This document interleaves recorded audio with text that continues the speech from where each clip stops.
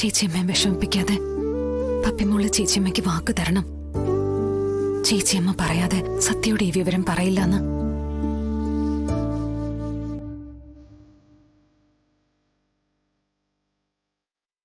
അത് വേണോ? അത് വേണം മോളെ. കുറച്ച് ദിവസത്തേക്ക് മാത്രം മതി. അത് കഴിഞ്ഞ് ചേച്ചിയമ്മ മോളോട് പറയും, സത്യയോട് പറയാൻ. അപ്പൊ പറഞ്ഞാ മതി.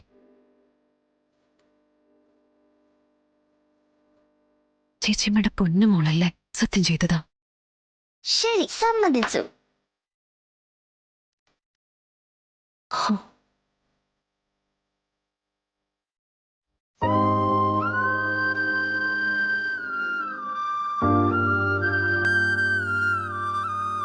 പരസ്പരം പറയാതെ അറിയാതെ കുറച്ചു കാലം കൂടി നമുക്ക് പോണം പപ്പി. എന്നാലേ ഇതെല്ലാം കലക്കി തെളിയിച്ചു കൊണ്ടുവരാൻ പറ്റും.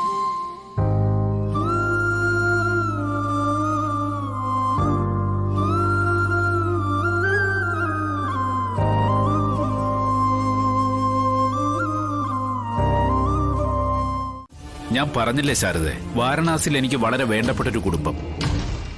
ഒരഗതിയെപ്പോലെ കയ്യിലൊന്നുമില്ലാതെ അലഞ്ഞു തിരിഞ്ഞ് നടന്നിരുന്ന എന്നെ കുറെ കാലം പോറ്റിയിരുന്നത് അവരാ.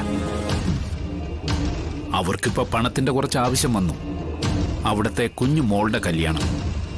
പഴയ പരിചയക്കാരുടെ അടുത്ത് നിന്നൊക്കെ കടവും വിലയും വാങ്ങിച്ചോണ്ട് പോയതാ ഞാൻ. നിന്റെ അടുത്തുനിന്നും വാങ്ങിച്ചല്ലോ കുറച്ച് പണം. ഇവിടെ കാര്യങ്ങളൊക്കെ നേരെ ചൊവ്വയെ നടക്കുന്നുണ്ടാവുന്ന കരുതിയത്. ഇപ്പോഴല്ലേ ഇതൊക്കെ ഇത്രയും കുഴഞ്ഞു പറഞ്ഞ കാര്യം അറിയുന്നേ. അബദ്ധത്തിന് മേലെ അബദ്ധം എന്ന് പറഞ്ഞാൽ മതി. നമ്മുടെ മോളുടെ ഭർത്താവ് വേറൊരു പെൺകുട്ടിയെ കല്യാണം കഴിച്ച് വീട്ടിൽ കൊണ്ടുവന്നു, അതും ഡിവോഴ്സ് ഒന്നും വാങ്ങാതെ. അതിനെതിരെ നിങ്ങൾ ആരും ചോദ്യം ഉന്നയിച്ചില്ല. അവൾ ഒരു കളക്ടറാന്ന് പറഞ്ഞിട്ട് എന്താ ശാരദ കാര്യം? സ്വന്തം കാര്യം നോക്കാൻ അറിയാത്ത ഒരു കളക്ടർ. കളക്ടർ ഒന്നും ആവണ്ട, പഠിപ്പും വായനയില്ലാത്തൊരു സാധാരണ പെണ്ണായിരുന്നെങ്കിൽ എന്ത് ചെയ്തേനേടി? നേരെ അവന്റെ വീട്ടിലേക്ക് കയറി ചെന്നിട്ട് ആ പെണ്ണിന്റെ കഴുത്തിലെ താലി പൊട്ടിച്ചിട്ട് അവളെ ഗേറ്റിന് പുറത്തേക്ക് ചവിട്ടി തള്ളിയനെ. അതും വേണ്ട, അത്യാവശ്യം ലോകവിവരം ഉള്ളവരാണെങ്കിൽ അവനിപ്പോ അഴിക്കുള്ളില്ല. ആദ്യത്തെ ബന്ധം നിലനിൽക്കെ വേറൊരു പെണ്ണിനെ കെട്ടി കൂടെ പൊറപ്പിക്കാന്ന് വെച്ചാ നമ്മുടെ നിയമം അതിന് അനുവദിക്കുന്നില്ല. അങ്ങനെയാണെങ്കിൽ ഇക്കാണുന്ന ആൾക്കാരൊക്കെ കുടുംബ കോടതി വരാൻ ക്യൂ നിൽക്കണോ? ഒന്ന് വേണ്ടാന്ന് തോന്നുമ്പോ കളഞ്ഞിട്ട് വേറൊരെണ്ണത്തിന് എടുത്താ പോരെ? ഡിവോഴ്സ് പെറ്റീഷൻ കൊടുക്കണമെങ്കിൽ തന്നെ അതിന്റെ ചില ഫോർമാലിറ്റീസ് ഉണ്ട്. പിന്നെ വിസ്താരം, കൗൺസിലിംഗ്, ഡിവോഴ്സ് അനുവദിക്കാനുള്ള കാലപരിധി, നടപടികൾ അങ്ങനെ നീണ്ടുപോവും. കല്യാണം എന്ന് പറയുന്നതേ അത്രയൊന്നും എളുപ്പത്തിൽ ഊരാൻ പറ്റുന്ന ഒരു കുടുക്കല്ല. നിന്റെ മോള് കളക്ടറാ.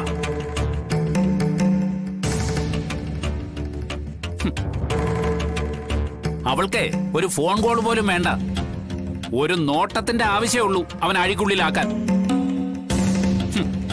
അങ്ങനെയാണെങ്കിൽ നീ നിന്റെ മോളും അല്ല, സത്യാമ്മ ഇവിടെ കരഞ്ഞ് കാല് പിടിച്ച് വന്നേനെ അവനെ കേസിൽ നിന്ന് രക്ഷപ്പെടുത്താൻ. പകരം അങ്ങോട്ട് കയറി ചെന്നിട്ട് ഒരു പുഴുവിന്റെ വിലയെങ്കിലും തന്നു അവര് നിനക്ക്. പട്ടിയെ പോലെ ആട്ടി ഇറക്കിയില്ലേ? അങ്ങനെയൊന്നും അല്ലായിരുന്നു അങ്ങോട്ട് ചെല്ലേണ്ടത്. പോലീസും പത്രാസുമായിട്ട് അങ്ങോട്ട് കയറി ചെന്നിരുന്നെങ്കിലേ അവരാ കൊട്ടാരത്തിൽ നിന്ന് താഴോട്ടിറങ്ങി വന്നേനെ. ഇപ്പൊ അവളെ രോഹിത് കൂട്ടിക്കൊണ്ട് പോയിട്ടുണ്ടല്ലോ സത്യാമ്മയുടെ വീട്ടിലേക്ക്. അവക്കവിടെ എന്താ വില ശാരദേ? വീട്ടുവേലക്കാരിയോ അതോ ഹോം നേഴ്സോ? അത് അവള് പറയാൻ ന്യായങ്ങൾ ഒരുപാട് കാണും. നമ്മുടെ ശ്യാമയുടെ കാര്യം അവളുടെ കുഞ്ഞേച്ച് നോക്കുന്ന പോലെ വേറെ ആരും നോക്കില്ല എന്നൊക്കെ. പക്ഷെ രണ്ടു മക്കളുടെ ജീവിതം രണ്ടാണെന്ന് നീ തിരിച്ചറിയണം. അത്യന്തം വേദനാജനകമായ സംഭവം എന്ന് പറഞ്ഞ് ആഭ്യന്തരമന്ത്രി സ്ഥാപനത്തിനെതിരെ കർശനമായ നടപടിയുമായി മുന്നോട്ടു പോകുമെന്നും കുറ്റം ചെയ്തവരെ നിയമത്തിന് മുന്നിൽ കൊണ്ടുവരുമെന്നും പറഞ്ഞു. നിർധനരായ ജനങ്ങൾ തിങ്ങിപ്പാർക്കുന്ന ചൈന കോളനിയിലെ കുറേയധികം കുട്ടികളെയാണ് ഈ അടുത്തുള്ള താലൂക്ക് ആശുപത്രിയിലേക്ക് എത്തിച്ചുകൊണ്ടിരിക്കുന്നത്.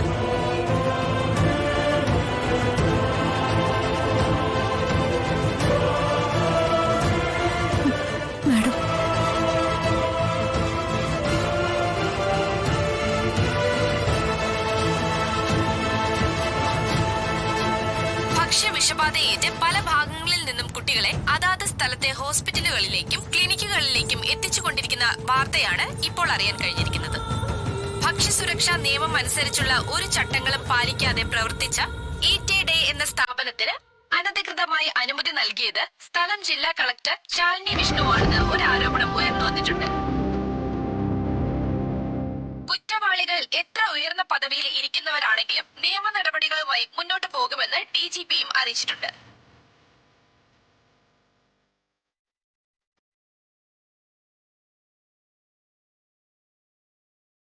അനൂക്, നമുക്ക് എത്രയും പെട്ടെന്ന് സംഭവ സ്ഥലത്തെത്തണം. അത് വേണ്ട മാഡം, ഇപ്പൊ ജനങ്ങളാകെ വയലന്റ് ആയിരിക്കുക. ചാനലിലെ പേര് കൂടി വന്ന സ്ഥിതിക്ക് മാഡത്തെ കണ്ടു കഴിയുമ്പോ അവരെങ്ങനെ റിയാക്ട് ചെയ്യാന്ന് പറയാൻ പറ്റില്ല. മാറി നിൽക്കാനോ? ഈ കാഴ്ചയും കണ്ടുകൊണ്ട് ഞാൻ ഇവിടെ ഇരുന്ന എന്റെ സത്യാവസ്ഥ ഞാൻ എങ്ങനെ ബോധ്യപ്പെടുത്തും? ഞാൻ നിരപരാധിയാണെന്ന് ജനങ്ങളെ അറിയിക്കണ്ടേ? എങ്ങനെയാണ് ഈ ചതിവ് പറ്റിയെന്ന് എനിക്ക് അറിയണ്ടേ? അതറിയണം മാഡം, ജനങ്ങളെ അറിയിക്കുകയും വേണം. പക്ഷെ ഈ സാഹചര്യത്തിൽ നമ്മൾ അല്പം സംയമനം പാലിക്കുന്നതല്ലേ നല്ലത്? ഇത്രയും കുട്ടികൾ ഈ ഒരു അവസ്ഥയിൽ കിടക്കുമ്പോൾ അവരുടെ മാതാപിതാക്കളുടെ അവസ്ഥ മാഡം ഒന്ന് ചിന്തിച്ചു നോക്ക്.